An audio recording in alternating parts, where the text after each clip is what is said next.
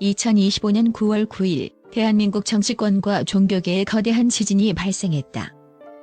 부산 세계로교회의 손보 목사가 공직선거법 위반 혐의로 구속되는 그 자체만으로도 충격적인 사태가 벌어진 것이다. 하지만 이 사건의 파장은 여기서 그치지 않았다.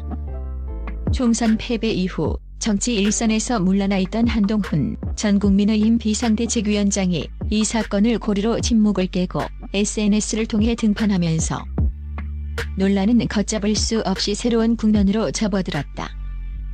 그의 등판을 두고 보수 진영 내부에서조차 이제 와서 다 차려진 밥상에 숟가락을 얹으려 한다는 싸늘하고도 날선 비판이 터져나오며 사건의 본질을 넘어선 또 다른 정치적 논쟁이 격렬하게 점화된 것이다.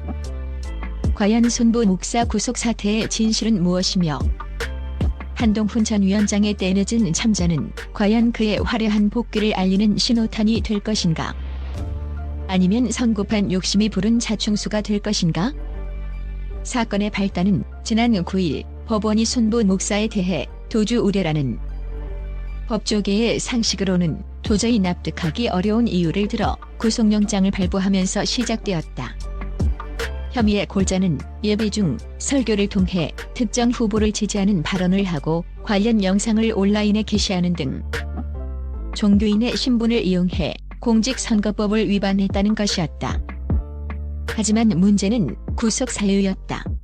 부산 지역사회에 수십 년간 깊이 뿌리내리고 있으며 매주 수천 명의 신도가 찾는 대형 교회를 이끄는 유력 인사이자 공인인 그에게 도주 우려라는 족쇄를 채운 것은 그 자체로 하나의 메시지이자 선전포고였다.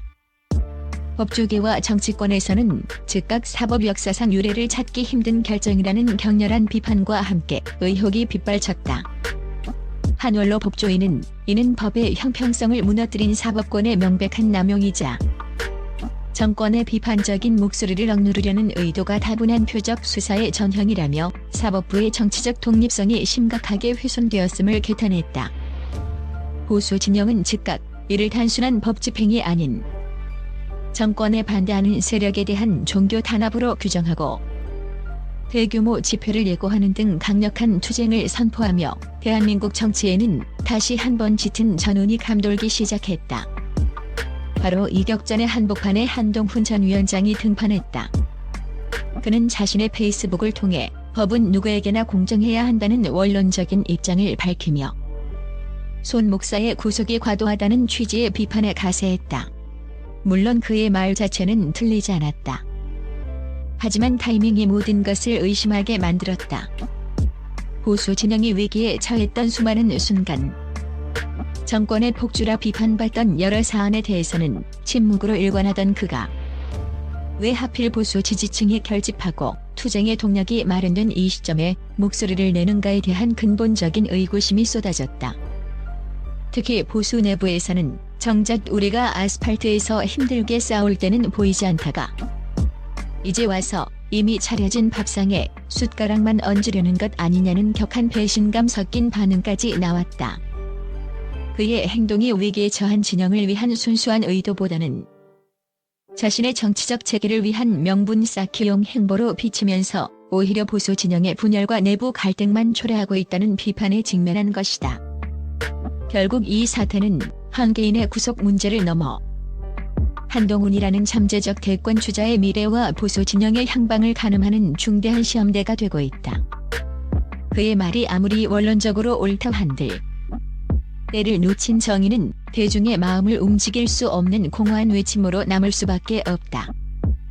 대중은 그의 말의 내용만큼이나 그 말을 하는 시점과 그 뒤에 숨겨진 의도를 누구보다 날카롭게 꿰뚫어 보고 있기 때문이다. 정치적 재개를 노리는 그의 뒤늦은 가세가 과연 위기에 처한 보수 진영의 새로운 활력을 불어넣는 촉매제가 될 수 있을지 아니면 자신의 존재감을 드러내려는 성급한 욕심이 부른 또 하나의 정치적 악수로 기록될지 대한민국 정치권 모두가 숨죽여 지켜보고 있다. 한동훈 국민의힘 전 대표는 9일 공직선거법 위반 등으로 손한보 부산 세계로교회 목사가 구속된 데 대해 표현의 자유가 보장되는 대한민국에서 이 정도 범죄 혐의로 구속 수사까지 받는 것은 지나치다고 했다. 한 전 대표는 이날 페이스북의 검경과 사법부가 권력의 마음을 읽으면 안 된다면서 이같이 밝혔다. 그러면서 한 전 대표는 저는 누구를 비호하려는 것이 아니다라면서 손 목사는 지난 선거에서 저를 비하하고 낙선시켜야 한다고 적극 주장한 사람이지만 법은 누구에게나 같은 기준으로 적용되어야 한다고 했다. 손 목사는 올해 초 윤석열 전 대통령 탄핵 반대 집회를 열었던 개신교계 단체 세이브 코리아의 대표다. 손 목사는 부산 교육감 재선거를 앞둔 지난 3월 교회 예배 자리에서 보수 성향 정승윤 후보와 대담하고 그 영상을 소셜미디어에 올린 혐의다. 정 후보의 선거 사무실에서 승리 기원 예배를 갖고 우파 후보를 찍어 정말 하나님 나라를 세워야 한다고 발언한 혐의도 받고 있다. 대선을 앞둔 지난 5에서 6월 세계로 교회에서 열린 기도회와 예배에서 김문수 후보를 당선시키고 이재명 후보를 낙선시켜야 한다고 말했던 것도 혐의로 적용됐다. 전날 부산지법 엄성환 영장전담 부장판사는 손 목사에 대해 도망의 염려가 있다며 구속영장을 발부했다. 이에 한 전 대표는 혹시 언론이 모르는 숨은 혐의가 있는 게 아니라면 구속 수사하는 것은 전례나 상식에 비추어 지나치다고 했다. 야권에서도 일제히 반발 목소리가 나왔다. 박수영 국민의힘 의원은 매주 주일 설교하는 목사님을 도주 우려로 구속하는 게 정상인가라고 했다. 같은 당 김미애 의원도 굵직한 정치인 사건에서도 법원은 일관되게 도주 우려 없다며 불구속 상태에서 대법원까지 재판받도록 했다며 왜 손 목사만 예외가 적용되는 것인가? 이것이야말로 명백한 종교 탄압이고 형평성의 파괴라고 비판했다. 홍준표 전 대구시장은 검찰청을 폐지하기로 한 정부 조직 개편안에 대해 윤석열, 한동훈 둘이서 남긴 폐해가 76년 역사의 검찰청 폐지로 남았다고 말했다.